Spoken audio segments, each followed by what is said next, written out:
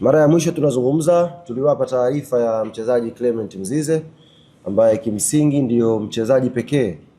mwenye majeraha kwenye kikosi ambacho tuko nacho msimu huu kwa ambao tumewasajili. Na baada ya kufanyika vipimo na ushauri wa jopo la madaktari wa klabu yetu Young Africans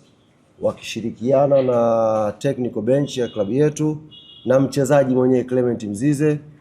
tulifikia kukubaliana mchezaji huyu akafanyiwe operation kwa sababu alikuwa na